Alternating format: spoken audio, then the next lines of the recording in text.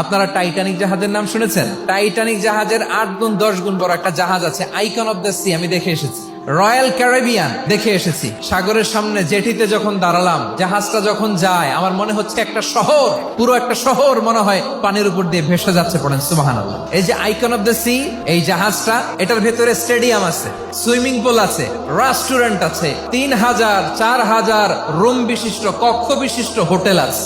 এই সবগুলোর নিয়ে এগুলো চলে সাগরের দোলার মধ্যে, জলোচ্ছ্বাসের মধ্যে। এই সাগরের ভেতরে এই জাহাজগুলোর ভাষায় রাখছে কে?